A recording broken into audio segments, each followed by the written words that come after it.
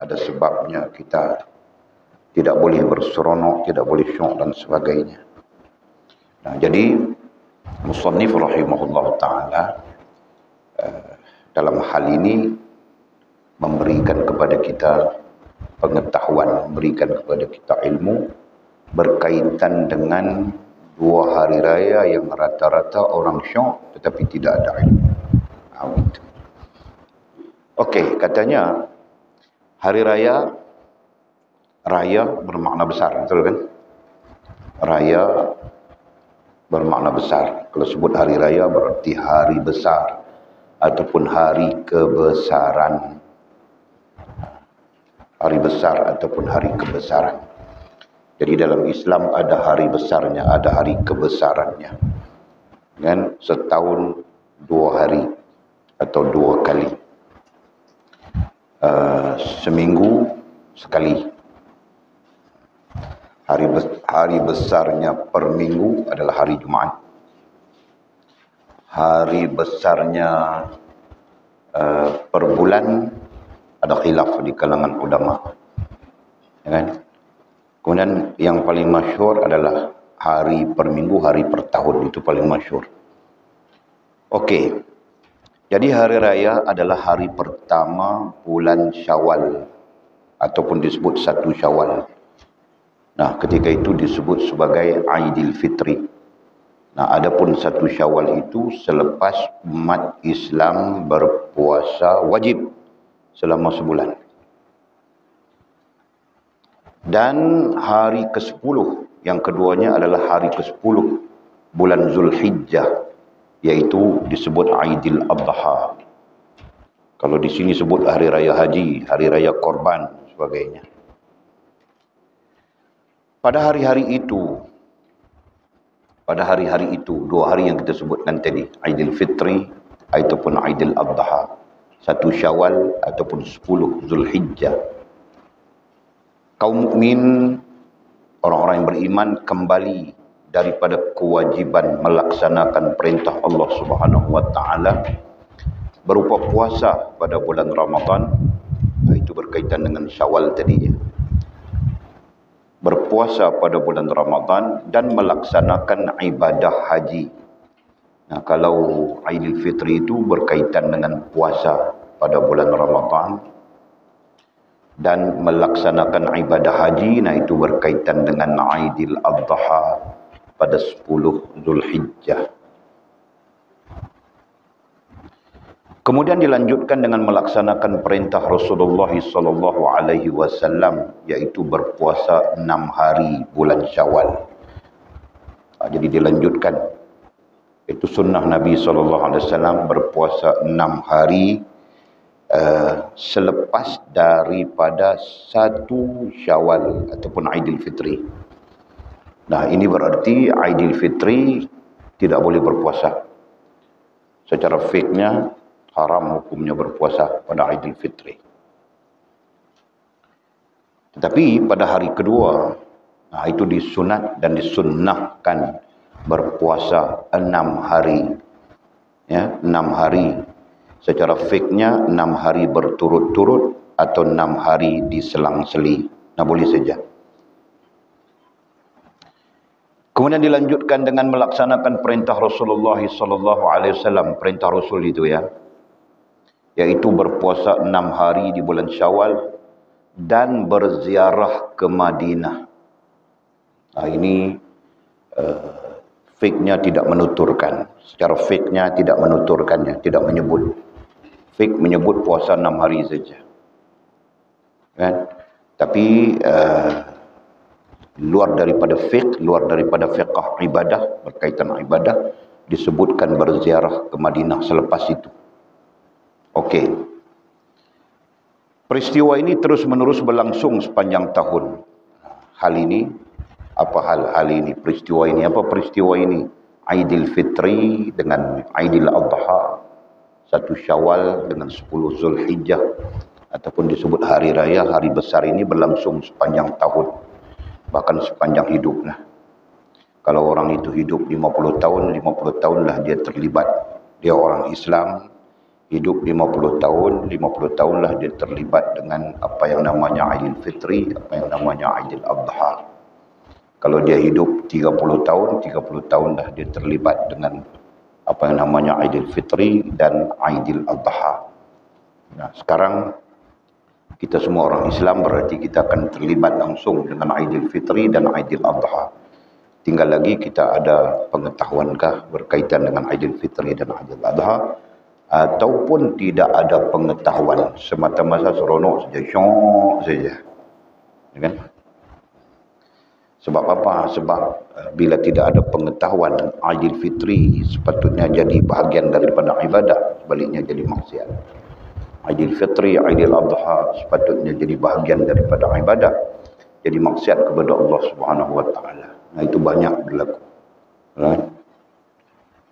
Kita tengok dengan mata kepala kita sendiri, walaupun 60 tahun, 56 tahun sudah hidup. Jadi tengok macam-macam keadaan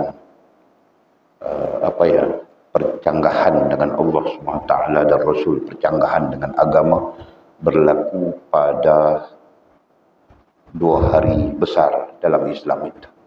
Allah, Masya Allah. Dan namanya hari seronok, nak salam suka hati saja. Laki perempuan salam, ya kan? Bukan mahram salam. Sebab itu kita kena ada ilmu, Azrin. Kalau kita tak ada ilmu, kita sekadar ikut-ikut, kita ikut artis lah. Artis tu salam semua, betul kan? Semua salam. Selamat Hari Raya, salam. Betul. Nah, di sana ada syariat Allah Subhanahu wa taala yang perlu diikuti, gitu kan? Bukan main salam saja. Begitulah maksud yang Walid cakapkan tadi. Kalau kita ada pengetahuan, maka mudah-mudahan 2 hari besar itu menjadi bahagian daripada ibadah. Dan jika kita tidak mempunyai pengetahuan, mungkin saja 2 hari besar itu menjadi maksiat kita dengan Allah Subhanahu wa taala. Okey. Untuk pertama kalinya Rasulullah SAW merayakan Aidil Fitri dengan melaksanakan solatnya. Solat, bukan solat. Ada L-nya tertinggal di situ. Dengan melaksanakan solat pada tahun kedua setelah hijrah. Jadi, kalau ditanya dari segi sejarah pengetahuannya, berkaitan pengetahuan kita, sejarah baginda Nabi SAW merayakan Aidil Fitri itu bila? Di Makkah tidak. Ini berlaku di Madinah. Ya, pada tahun kedua setelah hijrah, disebut tahun kedua hijrah. Jadi sejarah merayakan hari besar yang namanya Aidil Fitri, yang namanya Aidil Adha, ya, itu berlaku pada tahun kedua hijrah. Dan kedua-dua hari besar itu berlaku pada tahun yang sama. Dirayakan oleh baginda Nabi SAW. Ya, jadi seolah-olah pada sebelum tahun kedua hijrah itu tidak ada talbiyah, tahmid dan sebagainya. Dan ketika di Makkah tidak ada Allahu Akbar, Allahu Akbar, Allahu Akbar. Itu tidak ada. Tapi pada tahun kedua hijrah Nabi SAW di Madinah, nah, baru adanya perayaan, baru adanya disebut sebagai apa, meraihkan hari besar itu dengan takbir, tahmid dan sebagainya. Okey? Nah, itu dari segi sejarahnya. Baginda tidak pernah meninggalkan hal ini, ya. Baginda tidak pernah meninggalkan hal ini, apa? Meraihkan ataupun merayakan Aidil Fitri dan Aidil Adha itu, sehingga solat sunat pada hari Aidil Fitri termasuk sunnah muakkad, yakni sangat dianjurkan. Itu dari segi fiqahnya. Jadi baginda Nabi SAW tidak pernah meninggalkan hal ini, iaitu solat sunat berkaitan dengan Aidil Fitri dan Aidil Adha sehingga baginda wafat, ya. Sehingga baginda Nabi SAW wafat. Jadi di mana solat sunat Aidil Fitri dan Aidil Adha itu termasuk sunnah muakkad. Khususnya, kalau khususnya adalah Aidil Fitri. Itu adalah sunnah muakkad. Apa maksud sunnah muakkad? Sunnah yang sangat dianjurkan ataupun sangat dituntut ataupun sangat penting. Itu istilah fiqh, istilah ilmu fiqh, ya. Jadi jangan kita semata-mata syok mau raya saja. Datang hari raya, esok hari raya, malam kelang kabut sudah. Dengan kuihnya, sibuk dengan kuihnya, sibuk dengan tingkap langsir dan sebagainya, yang lain sibuk main mercun dan sebagainya. Lupa kita ada perkara-perkara yang sunat dan muakkad yang perlu dibuat. Okey. Abu Hurairah radhiyallahu taala anhu, sahabat baginda Nabi SAW, meriwayatkan bahawa Rasulullah SAW bersabda, hiasilah hari raya kalian.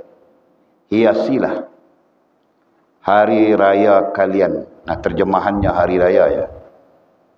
Hari besar yang kita sebutkan tadi. Dengan mengumandangkan takbir. Nah, pada tahun kedua hijrah, ya. Pada tahun kedua hijrah, masuknya bulan Syawal selepas puasa Ramadan. Dan pada tahun kedua hijrah itu juga masuknya 10 Zulhijjah, gitu kan. Nah, Nabi SAW bersabda, hiasilah hari raya, hari besar kalian dengan mengumandangkan takbir. Nah, pada hari itu mulalah takbir yang sampai sekarang kita takbir, ya kan. Cuma bezanya mungkin dulu takbirnya macam lain, sekarang takbirnya pandai taranum sudah. Takbir masa dulu keras je mungkin. Allahu Akbar, Allahu Akbar, Allahu Akbar, Allahu Akbar. Macam tu saja. Sekarang pandai berlagu-lagu begitu begini dan sebagainya. Okey. Barang siapa mengucapkan subhanallahi wa bihamdihi sebanyak 300 kali. Barang siapa mengucapkan subhanallahi wa bihamdihi sebanyak 300 kali. Lalu menghadiahkannya kepada kaum muslim yang sudah meninggal. Nah, nanti ini pun satu hal juga, ya. Kita berdepan dengan hujah-hujah, kononnya tidak ada dalil, tidak ada hadis, kononnya menghadiahkan Fatihah, menghadiahkan itu, menghadiahkan kebaikan-kebaikan kepada orang yang telah meninggal. Kita berdepan dengan hujah itu. Nah, ini antara dalil, ya, yang membolehkan, yang membenarkan untuk kita menghadiahkan kepada orang yang telah meninggal apapun. Ini termasuklah sedekah jariah kita dan sebagainya, ya. Jadi sedekah jariah itu satu hal. Menghadiahkan bacaan-bacaan Fatihah dan sebagainya, nah itu satu hal yang lain. Soalnya apakah itu dibenarkan? Iya, ini dalilnya. Ini antara dalil, ya. Okey, kita tengok saja. Barang siapa mengucapkan subhanallahi wa bihamdi sebanyak 300 kali, lalu menghadiahkannya kepada kaum muslim. Disebut kaum muslim, ya, orang Islam yang sudah meninggal dunia. Nah, orang Islam itu kan termasuk ibu bapa kita kalau ibu bapa kita Islam, termasuk saudara-saudara kita kalau saudara-saudara kita Islam. Nah, yang penting menghadiahkannya kepada sesama saudara kita yang muslim yang sudah meninggal dunia. Masuklah ke kubur mereka 1000 cahaya. Dengan limpah rahmat Allah SWT, masuk ke kubur mereka itu 1000 cahaya. Demikian pula jika ia mati, demikian pula jika ia yang mengucapkan subhanallahi wa bihamdi, itu sebagai kesyukuran kepada hari raya tersebut, maka Allah Subhanahu wa taala akan menjadikan 1000 cahaya dalam kuburnya. Masya Allah. Ini hadis Nabi Abu Hurairah yang meriwayatkannya. Nah, ini di antara kelebihan pada malam, bermula daripada malam 1 Syawal dan bermula dari malam 10 Zulhijjah. Jadi jangan nanti kalau bertemu dengan, oh mana hadisnya ini. Nah, inilah hadisnya. Syukur alhamdulillah kita orang mendengar hadis Nabi SAW. Nah, selesai di situ. Wahab ibnu Munabbih, ini pun ulama besar tabi'in dia. Abdul Wahhab Ibnu Munabbih berkata bahawa pada setiap hari raya, ya, jadi kita ada 2 hari raya. Secara khususnya hari raya Aidilfitri itu. Iblis selalu dikelilingi para tenteranya. Oh, ini musuh. Ini musuh kita dan musuh Allah, yaitu sang iblis. Selalu dikelilingi para tenteranya. Para tentera sang iblis itu terdiri daripada syaitan dan jin, terdiri daripada manusia syaitan dan manusia jin. Ini kalau ada perbincangannya berkaitan dengan siapa tentera iblis itu. Tentera sang iblis itu adalah manusia syaitan. Maksudnya manusia yang sudah diracun, manusia yang sudah dirosakkan oleh sang iblis.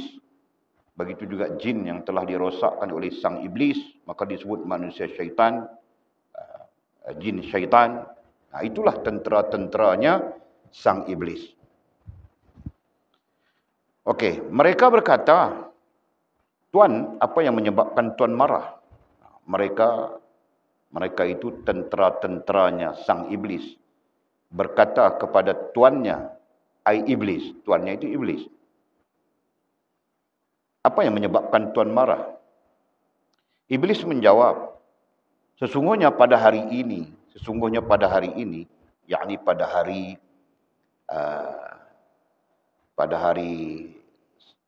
1 Syawal ataupun pada hari 10 Zulhijjah. 1 Syawal mewakili Aidil Fitri, 10 Zulhijjah mewakili Aidil Adha. Kan? Jadi iblis menjawab, sesungguhnya pada hari ini, hari yang kita sebutkan tadi, Allah Subhanahu wa taala mengampuni umat Muhammad. Pada hari ini, pada hari 10 Zulhijjah ataupun Aidil Adha, 1 Syawal ataupun Aidil Fitri, Allah mengampunkan umat Muhammad, umat baginda Nabi Muhammad sallallahu alaihi wasallam.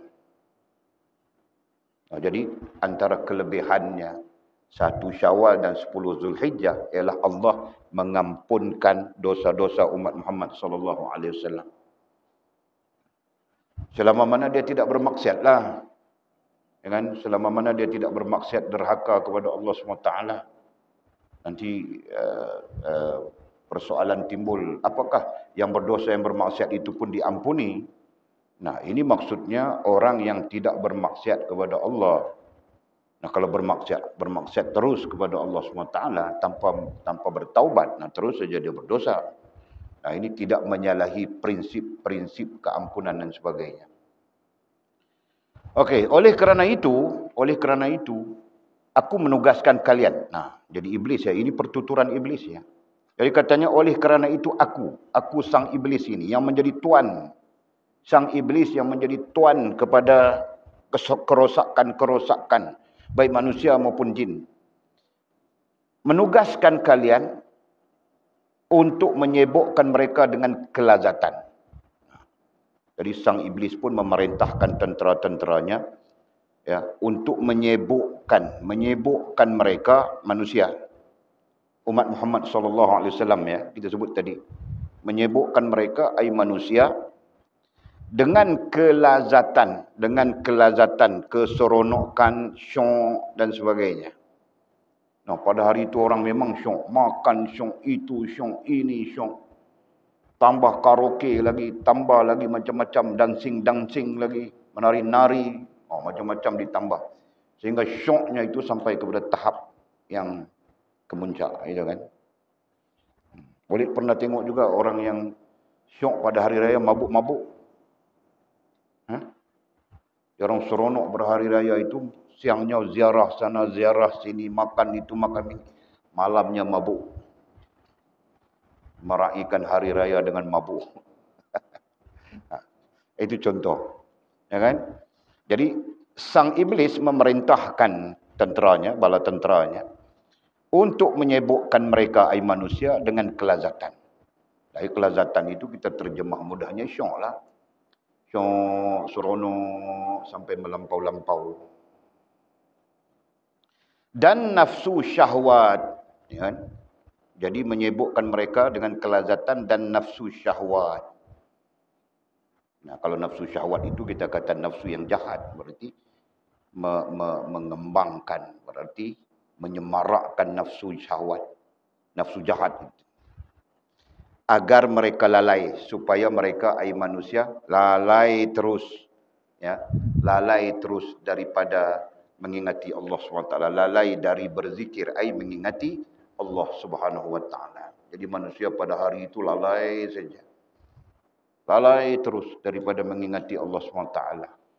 Nah, kerana lalai itu terjerumus, terjebak, ya, dengan melakukan perkara-perkara yang dimurkai oleh Allah Subhanahu wa taala.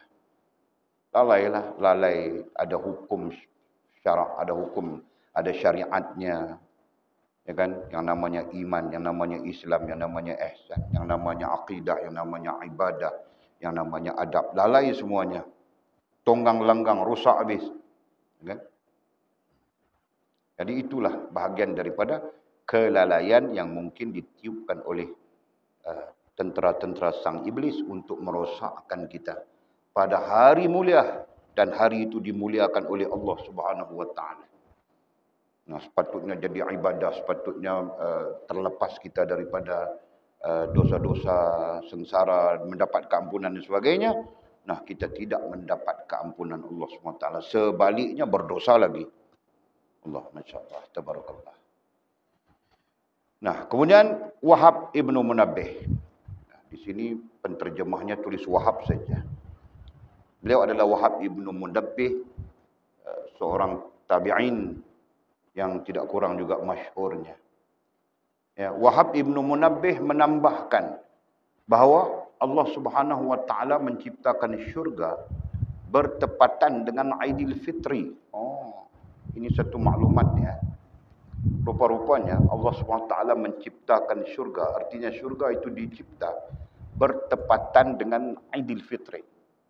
Pada sisi Allah, ya, bukan pada sisi kita. Ya, kerana ketika syurga diciptakan, pendapat yang paling sahih adalah tidak ada makhluk pun. Ya, kan? Pendapat yang paling sahih. Ya, ada pendapat lain pula mengatakan syurga diciptakan selepas Allah menciptakan makhluk. Jadi bukan makhluk manusia, makhluk-makhluk lain. Termasuk malaikatnya dan sebagainya, langit, kursi, arasy dan sebagainya. Wallahu a'lam. Kita tidak perlu khilaf di situ. Okey, jadi yang penting kata Syekh Abdul Wahab Munabbih ini bahawa Allah Subhanahu wa taala menciptakan syurga bertepatan dengan Aidil Fitri. Nah, sebab itu Aidil Fitri penuh kelebihan. Dan tumbuhnya pohon Tuba. Dan ketika Allah menciptakan syurga, di dalam syurga itu ada pohon-pohonan. Ya kan? Dan tumbuhnya pohon Tuba. Pohon Tuba, nah itu berkaitan dengan taubat itu. Kata para ulama, pohon Tuba itu tandanya ada hamba-hamba Allah yang bertaubat. Jadi dalam riwayat-riwayat berkaitan dengan pohon Tuba di syurga, ketika umat Muhammad, ketika hamba-hamba bertaubat, maka tumbuhlah pohon Tuba itu di syurga. Nah, itu ada periwayatannya. Ada cerita di situ. Nah, maksudnya. Jadi pohon Tuba itu apa? Pohon Tuba itu adalah pohon yang menjadi tanda bertaubatnya hamba-hamba Allah Subhanahu wa taala. Kerana katanya dengan Jibril menurunkan wahyu, begitu juga Jibril pun menurunkan wahyu. Ya, Jibril pun menurunkan wahyu bertepatan dengan Aidil Fitri.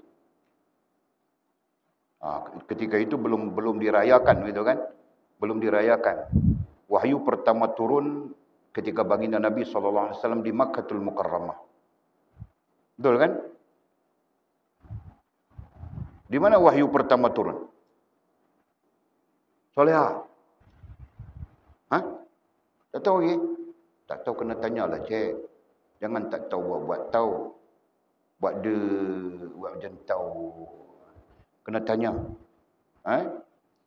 Wahyu pertama turun di mana? Aina?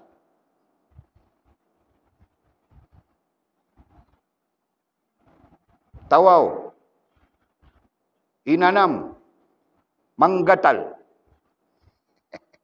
Ha? Di mana turunnya wahyu?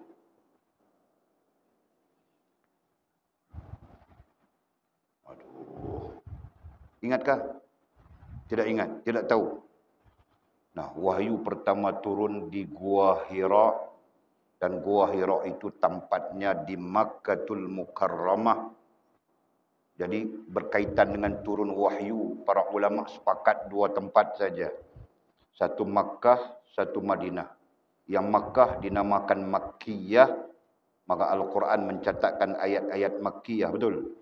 Nah, di Madinah dinamakan dengan Madaniyah, maka Al-Quran dicatatkan dengan Madaniyah pada ayat-ayat yang turun di Madinah, betul?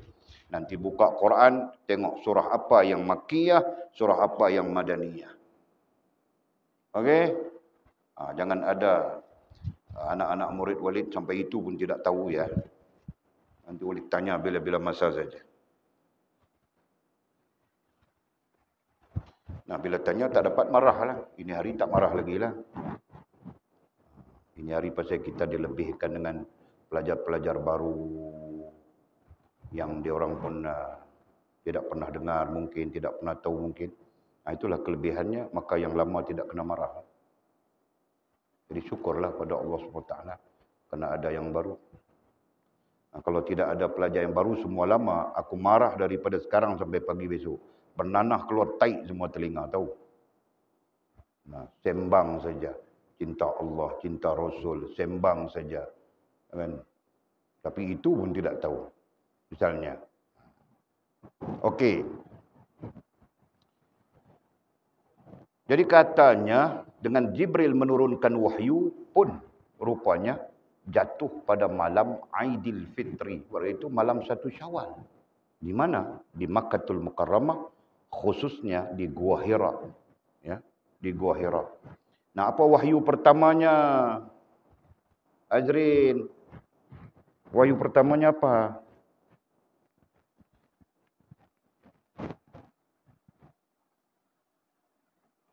Azrin ambil masa lama recall. Wahyu pertamanya apa? Surah Al-Alaq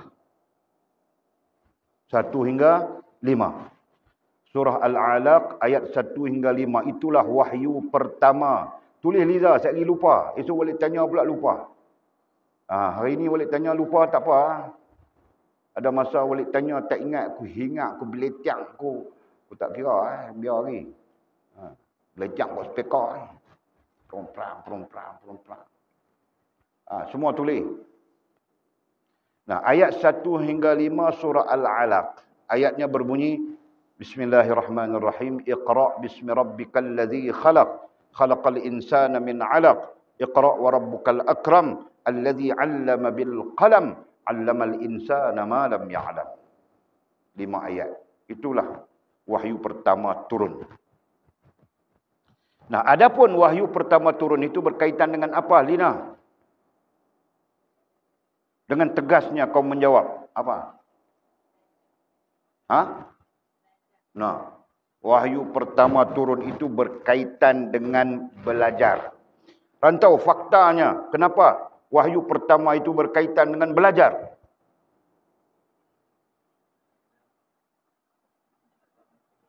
Nah, kerana berdirinya agama itu dengan ilmu, itu faktanya. Huraian datang kemudian, betul? Nah, gitu. Ya, kerana agama berdiri dengan ilmu.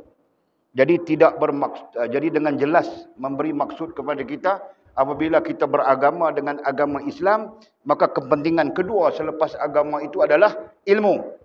Nah, itu. Kan? Jangan kita beragama dengan agama Islam, kita pun tidak tahu apa kepentingan seterusnya.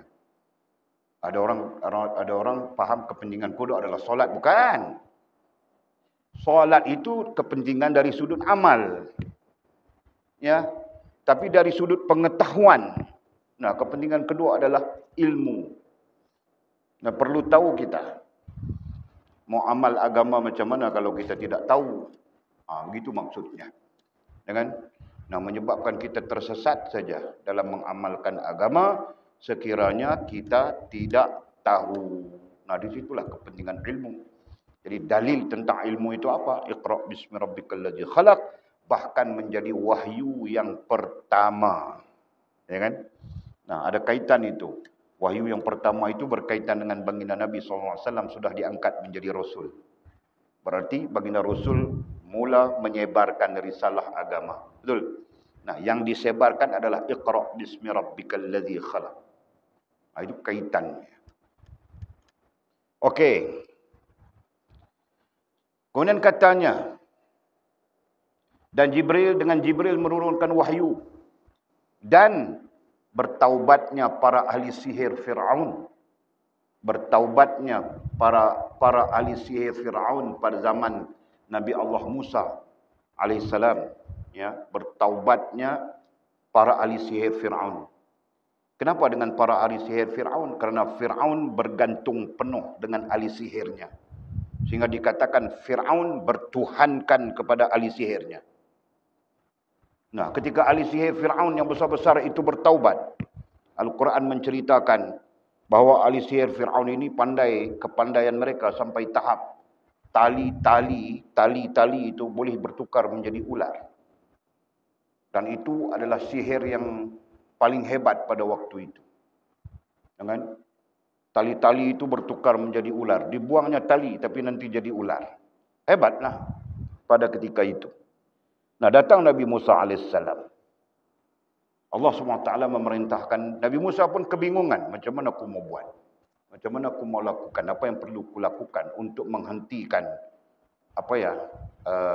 pertama sekali menghentikan sihir itu. Yang kedua menghentikan bertuhankan Fir'aun kepada tukang sihirnya. Nah, begitu.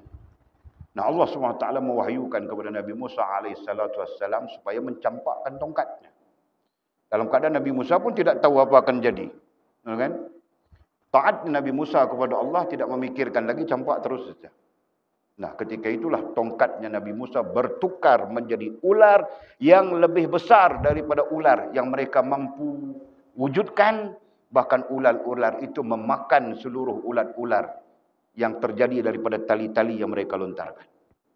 Nah, itu di Al-Quran menuturkan itu. Nah, bacalah daripada Al-Quran.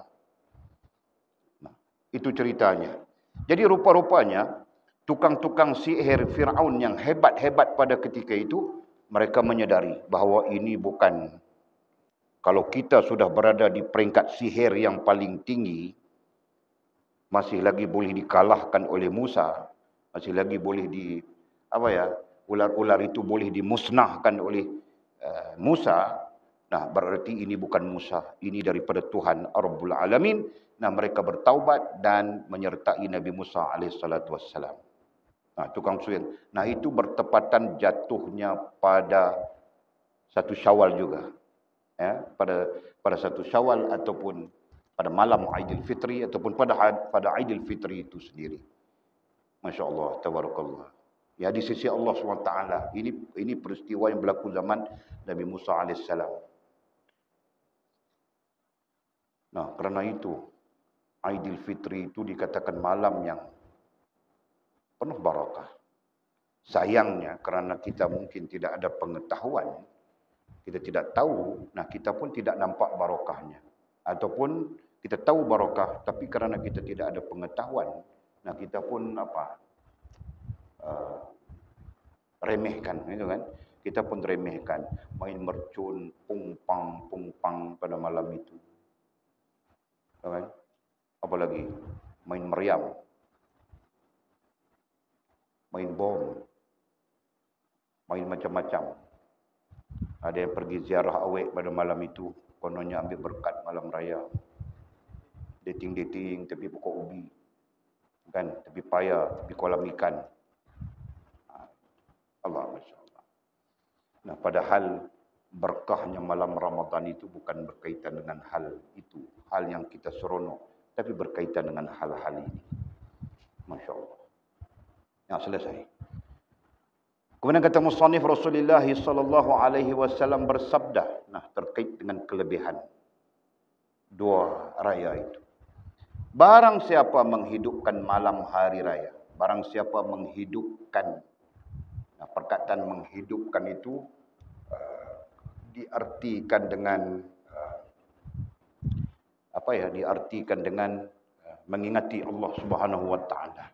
Nah, itu yang disebutkan tasbih, takbir, tahmid. Nah, itu. Bukan bakal mercun. Bukan jarah rumah awet. Bukan segala-galanya. Ya. Barang siapa menghidupkan malam hari raya, menghidupkan itu dengan ibadah, ya. Dengan ibadah yang secara khususnya disebut takbir, tahmid, tasbih, tahmid dan takbir. Ya kan? Takbir, tasbih dan tahmid. Gitu. Takbir dulu kan? Betul lah. Takbir, tasbih dan tahmid. Itu menghidupkan malam hari raya. Baik lelaki, baik perempuan. Ya kan? Orang perempuan pun sama. Itu cara menghidupkan malam hari raya. Nah, pada tahun ini insya-Allah kita akan bertemu lagi dengan Ramadan, kita akan bertemu lagi dengan Syawal insya-Allah dengan izin Allah, dan kita akan bertemu lagi dengan Aidil Adha. Nah, kita hidupkan malam hari raya dengan cara itu. Ya, jangan kita buat-buat benda-benda mengarut yang dibuat oleh orang. Walaupun mereka pun orang Islam. Nah, Islam dari segi nama, amalannya belum tentu. Ya kan? Nah, kita mau Islam dari segi nama dan Islam juga dari segi amal. Jadi kata Nabi SAW, barang siapa menghidupkan malam hari raya dengan mengharapkan keredaan Allah. Mengharapkan keredaan Allah. Ini lazim ya. Untuk orang-orang yang beribadah, orang-orang yang memahami ibadah dalam Islam. Keredaan Allah SWT itu adalah bahagian daripada tujuan. Ini lazim saja. Sembahyang kerana keredaan Allah. Puasa kerana keredaan Allah. Zikir kerana keredaan Allah. Ini biasa saja. Nah, jadi pada malam hari raya pun sama saja. Apapun yang kita lakukan pada malam hari raya itu atas nama mengharapkan keredaan Allah Subhanahu wa taala, hatinya tidak akan mati saat hati orang lain mati. Masya-Allah, itu kelebihannya. Hatinya, disebut hatinya, ai perasaannya, ai rohaniyahnya. Itu boleh saja. Semua terkaitnya. Hatinya, ai rohaniyahnya, ai perasaannya. Boleh. Tidak akan mati. Tidak akan mati saat pada waktu hati orang lain mati. Ketika hati orang lain mati, nah hati kita tidak akan mati dengan limpah rahmat Allah SWT. Jadi maksudnya apa ini? Nah, kita belajar sudah kan, hati dibahagikan kepada tiga keadaan. Tiga keadaan hati. Sama ada secara kerohanian langsung maupun secara luar daripada kerohanian pun sama saja. Dibahagikan kepada tiga. Hati yang sihat. Sihat artinya hati yang sihat, segar bugar, cerdas. Nah, semualah terkait di sana. Itu hati yang sihat, perasaan yang sihat. Okey, itu satu. Yang kedua, keadaan kedua, hati yang sakit. Sakit pun ada beberapa keadaan. Ada sakit biasa-biasa, ada sakit teruk, ada sakit mau mati. Ya kan? Itu keadaan hati. Nah, keadaan ketiga adalah hati yang mati. Hanya sahaja hati itu bahagian daripada rohaniah, dan rohaniah ya pada hakikatnya tidak ada mati. Nah, di sana maksudnya hati itu seperti hati itu mati dari sudut fungsinya. Hati itu mati dari sudut fungsinya. Nah, tiga keadaan. Imam Ghazali antara orang yang menuturkan seperti itu, dan mereka-mereka yang cenderung kepada Imam Ghazali, nah mereka menyetujuinya. Dan kita pun setuju saja, tidak ada hal pada memahamkan kita betul hati ini ada tiga keadaan. Betul Barah kan? Kalau kita pati-pati betul Barah. Semua kan? Hati yang sihat, segar bugar, cergas. Hati-hati macam tu cukup syok. Kan? Dia akan melihat hubungan dengan Allah SWT itulah yang terbaik, terindah dan sebagainya. Dia macam tu. Bila dia lalai kepada Allah, rosak dah dia punya perasaan, rosak apa semua, dia sakit. Masa di hati dia sakit itu, dia nampak boyfriend yang penting. Allah tak penting kan. Masa tu sikit-sikit nak mengadu kat boyfriend. Bang, nyamuk. Bang, sakit punggung. Bang. Semua nak mengadu kat boyfriend dia. Dia jadi gitu. Ya kan? Bukan nak mengadu kat Allah. Bukan nak minta kat Allah, mengadu kat makhluk. Jadi gitu. Itu tanda hati sakit tu. Hati dia sakit. Dia mulalah tak rasa penting dah Allah Subhanahu Wa Taala, tak rasa penting dah agama. Ya kan? Dia mula apa ya? Mula lalai terhadap Allah, mula lalai terhadap agama. Dia akan jadi macam itu. Okey, jadi dibiarkan ketika hati itu jadi begitu, kita biarkan, tidak peduli. Akhirnya menyebabkan hati kita mati. Hati mati tandanya adalah tidak rasa salah ketika berdosa. Itu Imam Ghazali sendiri memberikan clue ataupun gambaran-gambaran ketika hati seseorang hamba itu mati. Jadi dia tak rasa berdosa, tidak rasa takut kepada Allah, tidak rasa bersalah, tidak rasa berdosa. Begitu maksudnya. Ya kan? Itu contoh. Sekarang pun banyak orang macam tu, para rasul kan. Kita tak takut pada Allah Taala, takut orang nampak ya.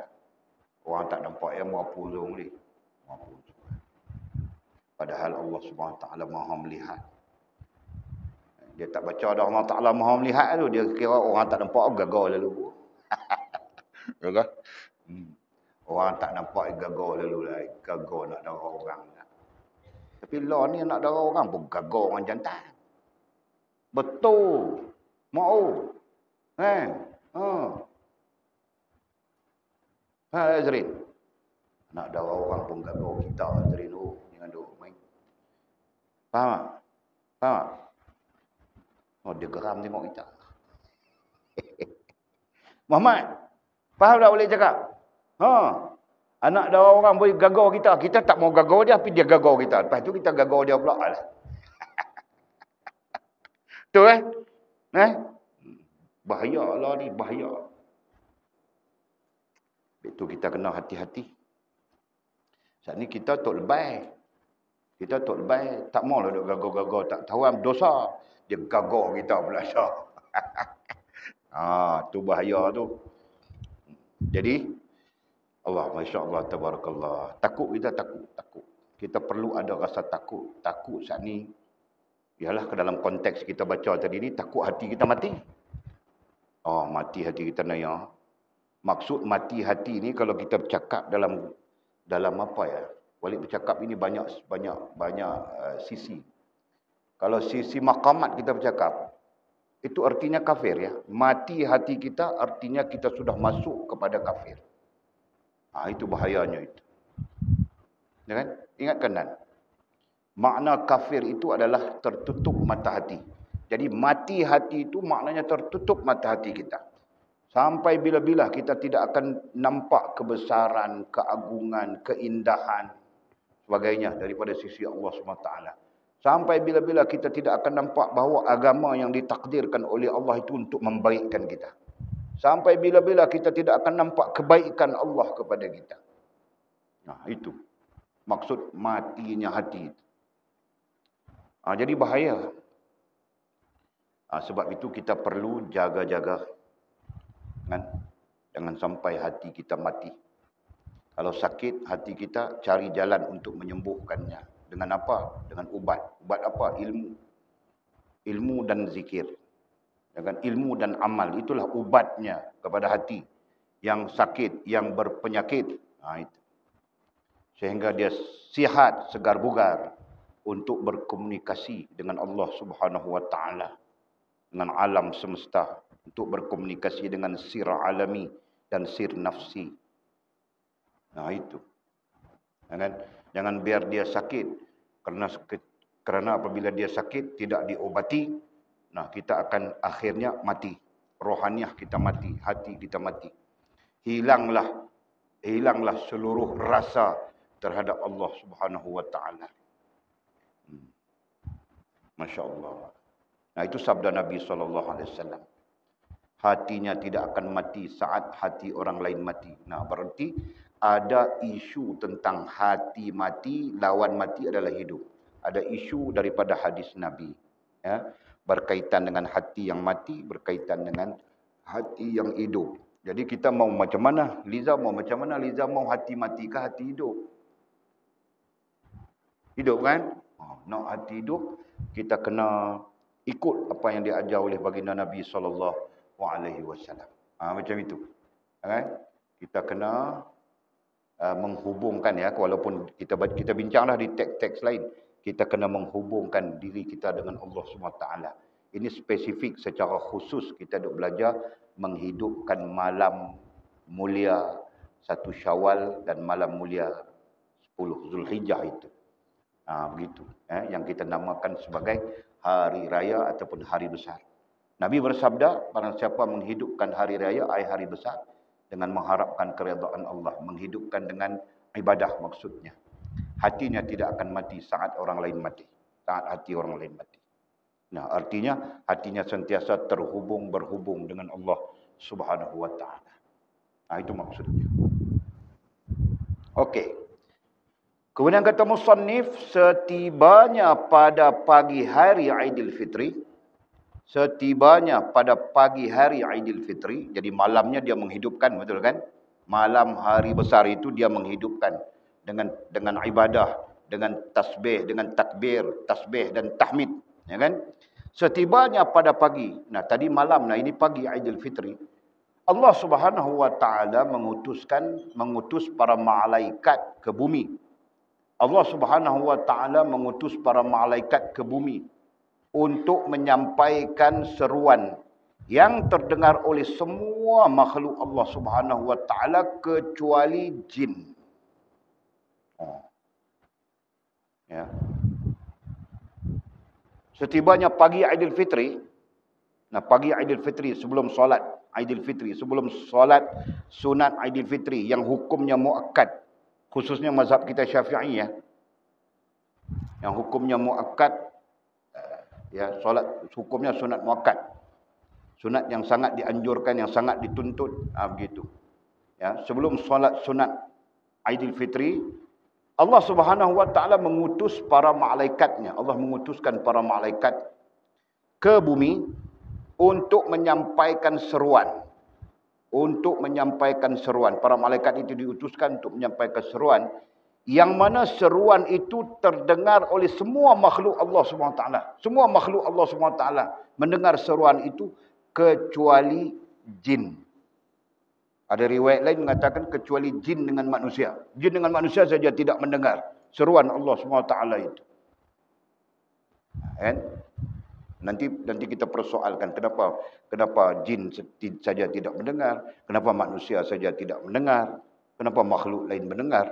Nah, hal ini banyak catatan para ulama berdasarkan kepada hadis Nabi SAW tentang ada yang didengar, ada yang tidak didengar. Nah, itu tertakluk kepada Allah membuka, ya, Allah membuka hijab pendengaran ataupun hijab mata kita, ataupun Allah menutup hijab pendengaran ataupun mata kita. Nah, tertakluk kepada hal itu. Ada orang yang Allah membuka hijab pendengarannya, dia dengar saja apa yang bunyi, apa yang terjadi, apa. Bahkan ada lagi orang yang Allah buka hijab matanya, dia pun nampak saja apa yang terjadi dan sebagainya, betul? Nah, begitu. Dan banyaklah redaksi-redaksi hadis, contohnya, ya, ketika kita berjalan, ketika orang yang menghantar jenazah ke kubur berjalan balik, ya, 3 langkah, ya, maka malaikat Munkar dan Nakir pun hadir di dalam kubur itu. Nah, hadirnya Munkar dan Nakir itu didengar oleh seluruh makhluk lain kecuali manusia dengan jin saja. Itu antara redaksi hadisnya. Ya kan? Seluruh makhluk lain dengar. Jadi kalau seluruh makhluk lain kecuali jin dan manusia, berarti burung-burung dengar, haiwan dengar kedatangan malaikat, ya, Munkar dan Nakir untuk menyoal orang-orang yang dimasukkan di dalam kubur. Betul? Nah, jadi itulah maksudnya supaya kita tidak keliru dari sudut hadis ini, ya. Nanti ditanya kenapa jin saja, kenapa manusia saja. Ini untuk orang-orang yang kreatif dia akan bertanya. Okey, nah itu jawapannya. Jadi katanya seruan seruan daripada Allah SWT itu terdengar oleh semua makhluk Allah SWT kecuali jin. Nah, satu redaksi lain boleh sebut ya, hadis lain, kecuali jin dengan manusia. Nah, itu. Nah, apa seruan Allah SWT? Wahai umat Muhammad, itu seruan Allah ya. Wahai umat Muhammad, keluarlah menuju Tuhan kalian. Wahai umat Muhammad, keluarlah menuju Tuhan kalian yang akan memberikan pahala dan ampunan besar bagi kalian. Nah, itu seruannya. Keluarlah menuju Tuhan. Yang kemudiannya ditafsirkan oleh fuqaha, oleh ulama-ulama fiqh ya. Ulama-ulama fiqh menafsirkan keluar menuju Tuhan itu dengan solat Aid. Ya. Jadi para fuqaha, para ulama-ulama fiqh yang mengajarkan kepada kita tentang ibadat, tentang fiqh, tentang ibadat, ya. Nah, mereka menafsirkan keluar menuju Tuhan itu dengan salatul Aid, dengan salat hari raya. Baik Aidil Fitri maupun Aidil Adha. Khususnya Aidil Fitri yang sedang kita bercakap ya. Keluarlah menuju Tuhan kalian yang akan memberikan, yang mana melalui salatul Aid itu, melalui salat Aidil Fitri itu, Tuhan, berarti Allah SWT akan memberikan pahala dan ampunan besar bagi kalian.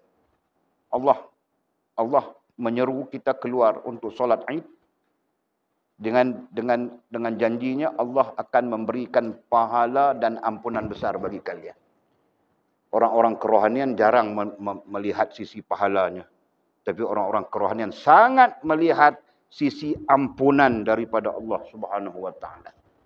Nah itu. Masya Allah, tabarakallah. Itulah, kita pun kalau tidak balik, tak cuti balik, kita semua solat hari raya di sini saja. Beberapa tahun kita solat hari raya di sini. Betul kan anda? Hikmahnya COVID PKP, nah kita setiap tahun solat hari raya di sini, tahu tak? Kami solat hari raya di sini. Aidil Fitri di sini, Aidil Adha di sini. Kami sembelih lembu, gantung, bakar, makan, potong macam orang putih. Dahsyat Azrin. Jangan kalut nak balik raya. Kan? Ini kalut nak raya. Tengok, mau tengok ni. Cik cakap ni. Bedah, Liza, memang nanti kalut dengan Farah. Nanti raya cukup kalut. Bila boleh balik? Bila boleh balik? Kalut. Tapi tahun ni bedah, insyaAllah tak kalut dah. Tak kalut dah. Kalau kalut juga, kita ijah pergi bernikah. Payah. Tengok. Okey. Kemudian kata musannif, ketika kaum mukmin keluar untuk melaksanakan solat. Ini terkait solat tadi ya. Hadis ini langsung terkait dengan solat kita sebut. Ketika kaum mukmin keluar untuk melaksanakan solat, Aidil Fitri ataupun Aidil Adha itu tadi ya. Allah Subhanahu wa taala berfirman kepada para malaikat, apakah balasan orang-orang yang beramal? Allah yang Maha mengetahui bertutur dengan para malaikatnya.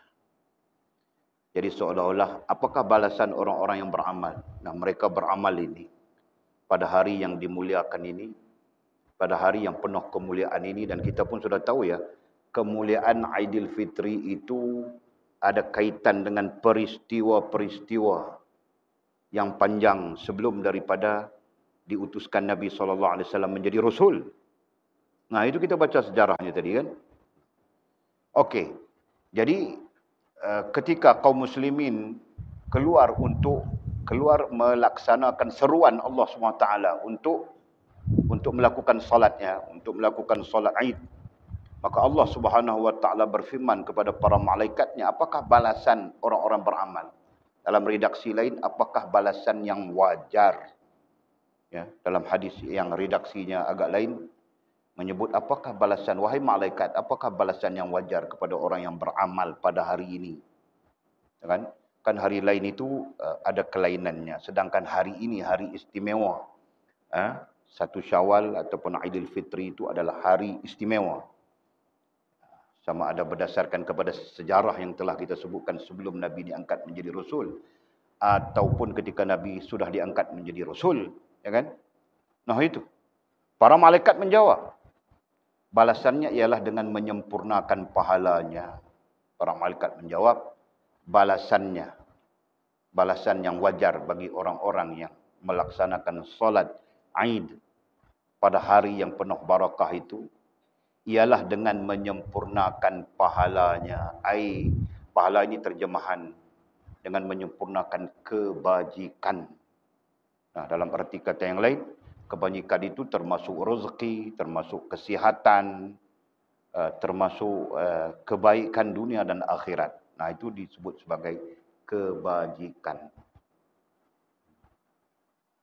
Allah, Masya Allah. Jadi, dalam arti kata yang lain, orang-orang yang menyempurnakan hari Aid itu, ya, dirimpahkan oleh Allah SWT kebajikan. Dan barakah kebajikan itu menyebabkan mungkin hidup kita menjadi mudah, menjadi senang dan sebagainya. Nah, yang paling penting boleh terpengaruh dengan kata tadi, ya, hati tidak mati. Nah, itu paling penting.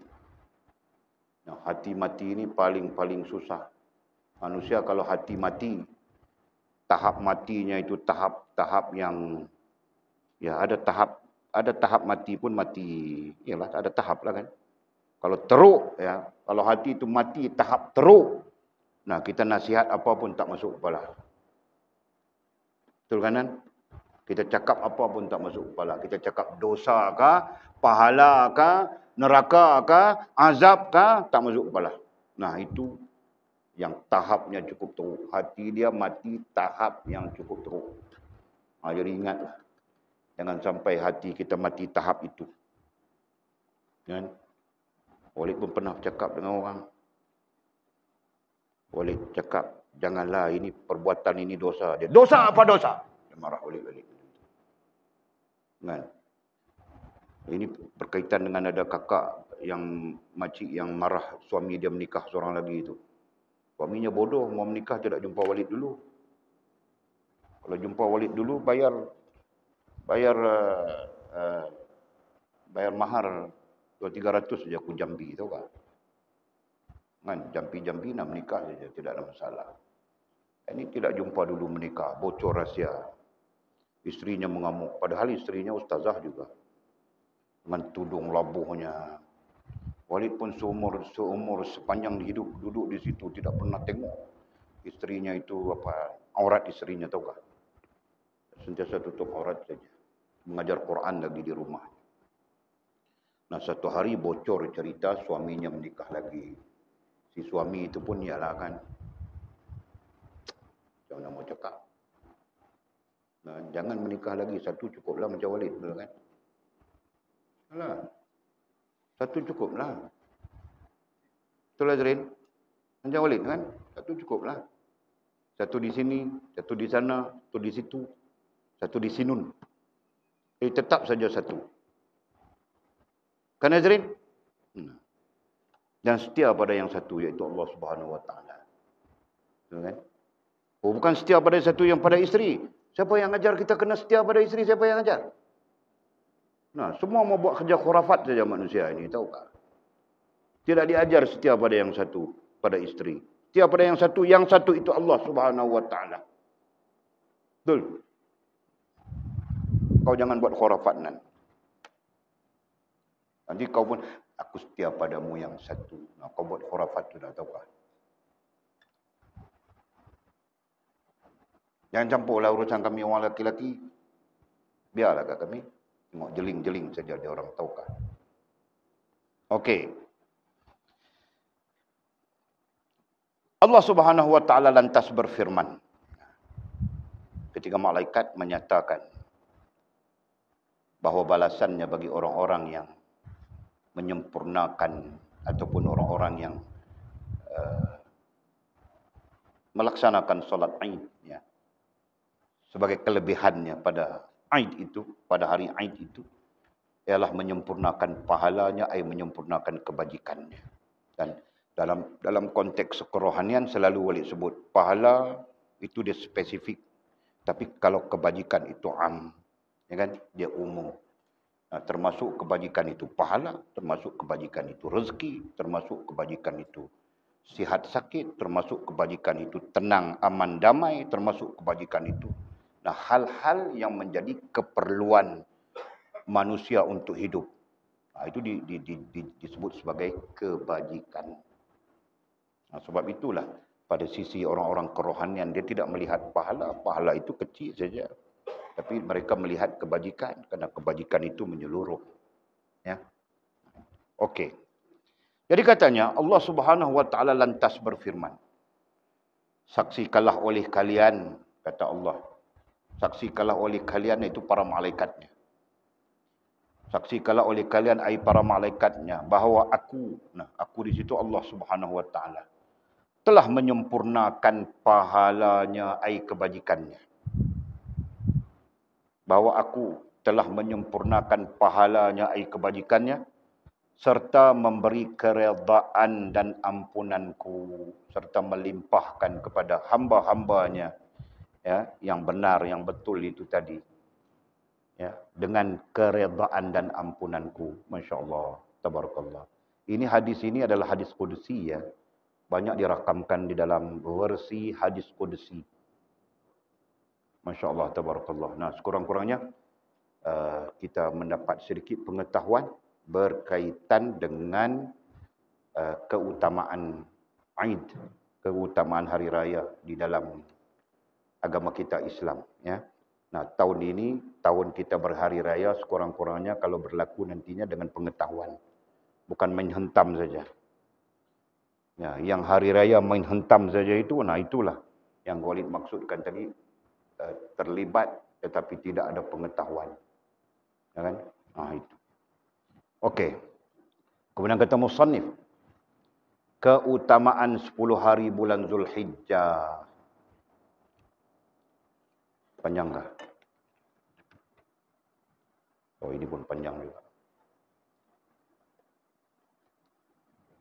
Nah, apa keutamaannya, apa kelebihannya 10 hari bulan Zulhijjah?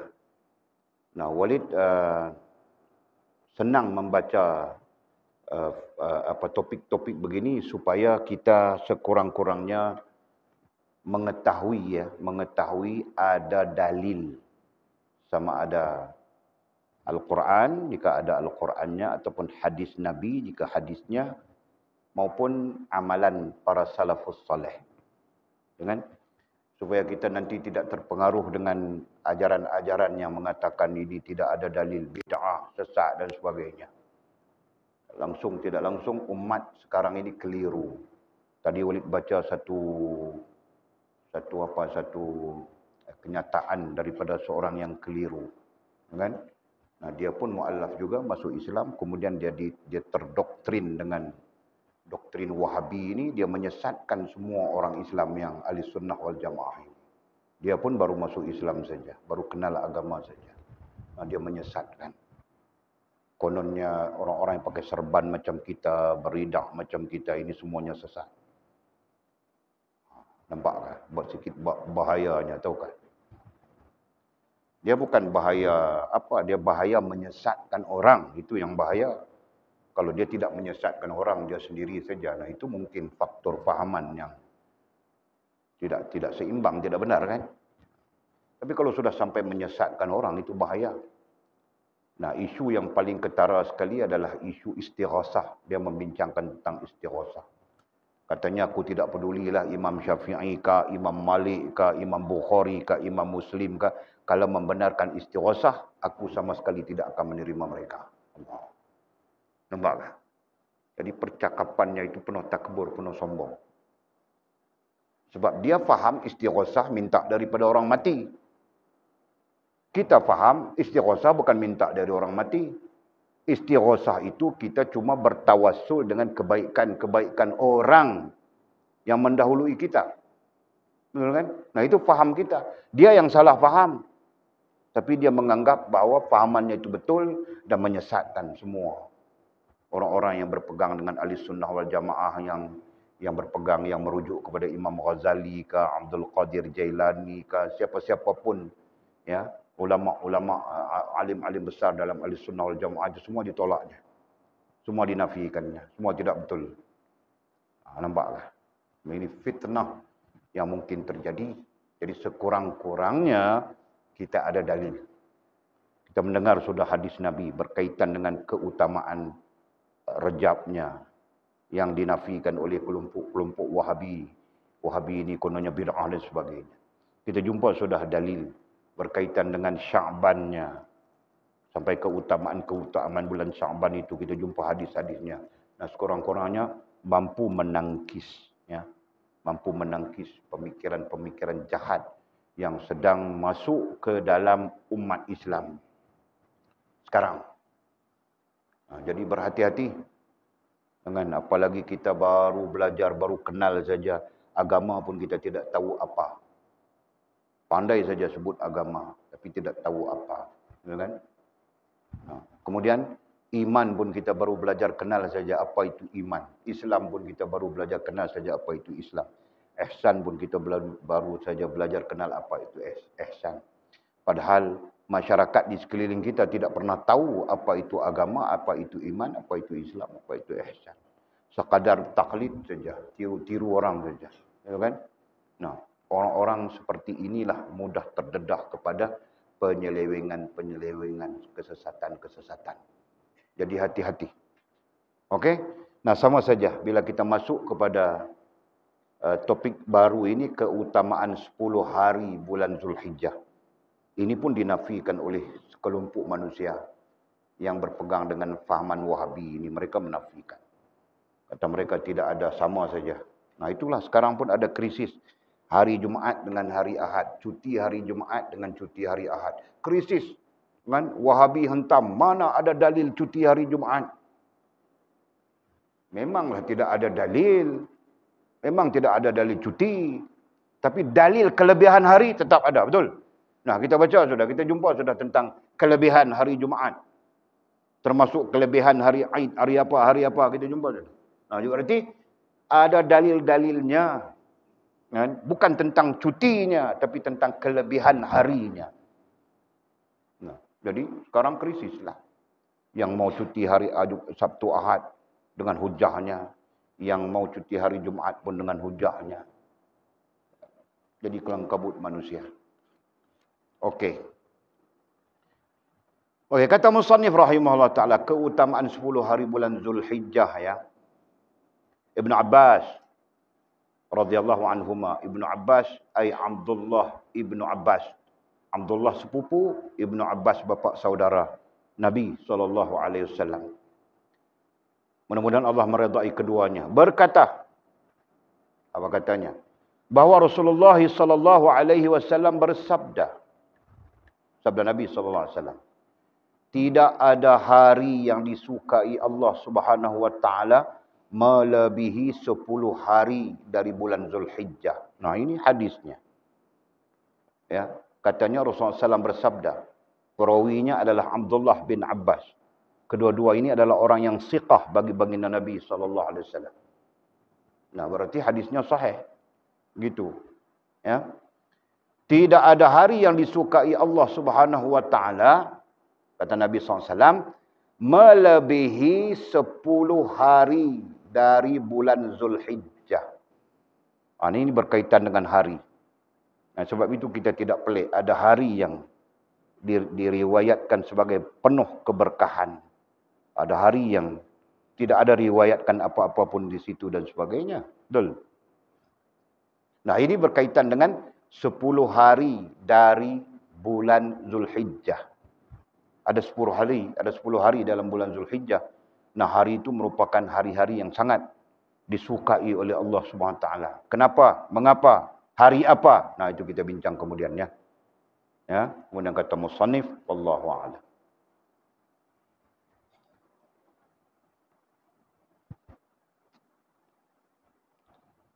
Okey, ada soalan kah?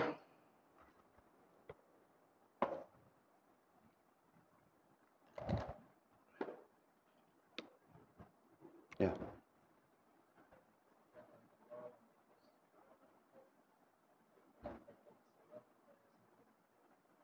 Kuat sikit. Kau suara kau pergi mana? Jadi perempuan sudah kah? Hmm.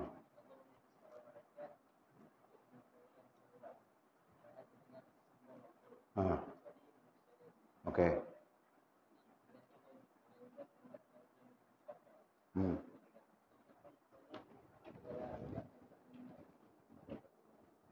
Okey, di situ bukan tentang kenapa Allah SWT tidak memperdengarkan, bukan tentang itu. Tapi untuk menyatakan kepada kita umat Muhammad SAW ini betapa hari itu, masa itu sangat besar di sisi Allah SWT. Sangat mulia di sisi Allah SWT. Untuk menyatakan itu. Ya kan? Jadi mungkin kau punya persoalan, kenapa Allah menyeru tapi tidak didengar oleh manusia dengan jin? Mungkin kau bertanya dari situ kan? Nah, pertama sekali manusia dengan jin ini makhluk yang ditakdirkan oleh Allah Subhanahu wa taala dengan ikhtiari. Kan? Nah, kerana ikhtiari itu mereka mungkin dekat dengan Allah, mereka mungkin jauh daripada Allah Subhanahu wa taala. Faham tak? Ini secara ringkas ya. Dengan ikhtiari itu mereka mungkin dekat dengan Allah dan mungkin jauh daripada Allah Subhanahu wa taala. Nah, adapun yang dekat dengan Allah Subhanahu wa taala itu mereka lazim saja dibuka oleh Allah Subhanahu wa taala. Ya kan? Itu yang kita sebut terbuka rohaniahnya, kita katakan begitu kan. Nah, sama ada mata hatinya ataupun termasuk pendengarannya dibukakan oleh Allah Subhanahu wa taala. Dan sememangnya itu berlaku. Ya kan? Para nabi-nabi Allah Subhanahu wa taala membuka kepada mereka hijab itu. Mereka mendengar saja macam-macam hal. Begitu juga orang-orang di bawah para nabi, yaitu para siddiqin, para syuhada, para salihin pun ada di antaranya dibukakan oleh Allah Subhanahu wa taala. Ini terkait dengan kemuliaan yang layak bagi mereka. Ya kan? Nah, itu sebab itu Walid andaikan tadi pengaruhnya jauh dekat dengan Allah Subhanahu wa taala. Nah, yang lain pula dengan ikhtiar itu mereka jauh daripada Allah Subhanahu wa taala. Sejauh mana mereka dengan Allah Subhanahu wa taala? Nah, mereka sangat sukar, sangat susah untuk memahami, ya, untuk memahami komunikasi antara Allah Subhanahu wa taala dengan makhluk, begitu juga makhluk dengan makhluk. Susahlah. Fahamkah? Nah, itulah kita andaikan tadi ada orang yang bila kita bagi nasihat pun, baca ayat Quran, baca hadis Nabi pun dia tidak masuk kepala. Nah, itu manusia dengan manusia, komunikasi manusia dengan manusia. Apalagi komunikasi Allah dengan manusia sudah tentulah jauh. Kan? Nah, itulah maksud yang disebutkan tadi. Manusia dengan jin saja yang tidak mendengar. Siapa manusia dengan jin itu? Orang-orang yang tidak tentu hubungannya dengan Allah Subhanahu wa taala. Secara khususnya. Nah, adapun orang-orang yang dekat dengan Allah Subhanahu wa taala, kenapa mereka tidak mendengarnya? Hanya saja ya, supaya kita tidak menyifatkan suara Allah itu seperti suara makhluk. Kerana itulah ya, kita tidak lazim untuk menyebut tentang Allah bercakap dengan kita, kita dengar dan sebagainya, tidak lazim. Para ulama tidak melaziminya. Ya, fahamkah? Nah, tetapi ini terkait dengan faham, terkait dengan memahami. Nah, itu yang kita bincangkan dalam komunikasi ilham itu. Jelas ya, contoh? Nah, okey. Lain? Ada soalan? Tak ada. Ya, silakan.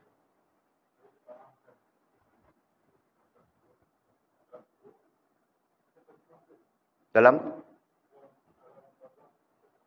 Ya, okey.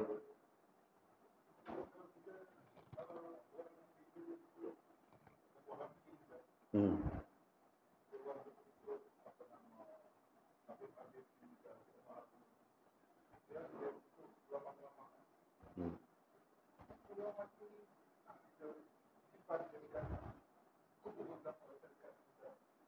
Oh, itu saya tak tahu. Saya tak boleh nak bagi fatwa benar-benar betul. Tentang alam barzah. Tentang alam barzah ini ada banyaklah apa kita katakan, ada banyaklah huraian para ulama. Ada yang menyebutkan alam barzakh ni satu alam yang hidup, satu alam kehidupan yang tersendiri maksudnya. Jadi kalau barzakh ini satu alam kehidupan yang tersendiri, kita boleh andaikan mungkin kehidupan macam kita. Dia satu alam, betul kan? Setakat pengetahuan kita cuma mengenali alam kehidupan macam kita. Maka kita akan mengandaikan seperti alam macam kita. Dan itu tidak salah. Mungkin begitu. Dan mungkin macam lain yang kita tak tahu. Ya kan? Tapi hakikatnya alam barzakh ini adalah satu alam yang satu kehidupan. Bukan mati. Mati itu adalah mata kasar kita. Sebab itu dimaknakan secara kerohanian, mati itu adalah perpindahan daripada satu alam kepada alam yang lain. Itu pemaknaannya. Kita saja faham mati ini masuk ancung habis semua. Kita yang faham macam tu. Tapi pemahaman yang dibincangkan oleh para ulama, khususnya ulama kerohanian, mengatakan mati itu perpindahan alam. Berarti apa yang pada mata kasar itu tak sama dengan alam yang satu lagi yang kita pindah. Yang mata kasar mungkin habis tulang, belulang, apa semua, tinggal kulit, daging semua habis, tinggal tulang. Mungkin. Tapi alam sebaliknya dia mungkin lain daripada itu. Jadi kita tak tahu nak jawab lah. Takkan dia pergi alam barzakh sana, dia tak ada tulang, tak ada kulit, tak ada apa. Tu kita tak tahu. Kan? Boleh faham macam tu? Jadi berarti ada kehidupan. Bahkan hadis-hadis pun langsung tak langsung. Contoh ya. Tadi saya baca satu hadis Nabi SAW. Siapa-siapa yang menziarahi kubur, kemudian dia membaca dan menghadiahkan. Ya. La ilaha illallah wahdahu la syarikalah, lahul mulku wa lahul hamdu yuhyi wa yumit, wa huwa hayyul la yamut biyadikal khair innaka ala kulli syai'in qadir. Dia baca yang tu, dia wiridkan yang tu, dalam tu sebut ada berapa kali saya tak ingat, banyak-banyak kali lah kan. Kemudian dia niat hadiahkan kepada orang yang ada di dalam kubur. Kubur itu mata kasar kita. Kubur, alam dalam kubur itu mata kasar kita. Pandangan kasar kita. Tapi hakikatnya orang yang dalam kubur tu dia sudah ada di satu alam lain. Jadi panggil alam barzakh tadi. Ya, maka Allah Subhanahu Wa Taala akan memberikan ataupun Allah Subhanahu Wa Taala akan sampaikan kepada orang yang kita hadiahkan itu tadi, disebut dalam bentuk sesuatu yang sangat disenanginya. Jadi katakan sesuatu yang sangat disenanginya. Maksud disenangi itu apa? Maksudnya sesuatu yang memudahkan dia lah. Apa yang payah dia di sana, dia menjadi mudah.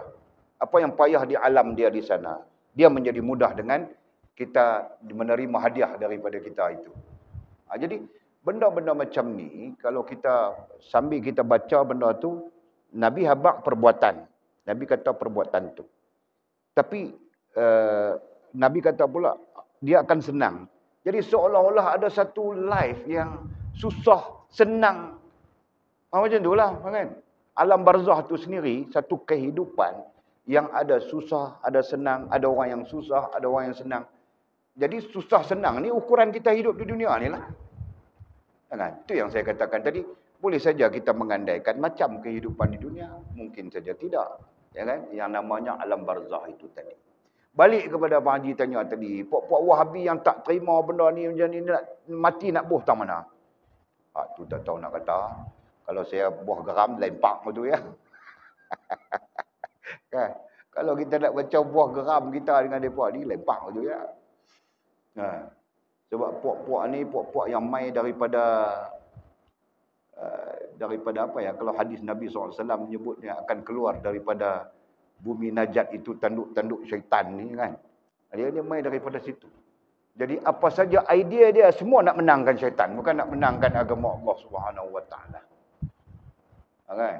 Itu yang kita masalah tu. Allah. Tak tahulah kalau ada di kalangan kita Wahabi-Wahabi ni, kita dum dengan BO bagi mati bang, kita korek bawah tu kita tahu ya. Betul lah. Kalau ada di antara kita, tapi tak ada lah nak jadi Wahabi, takut kena korek, takut kena BO.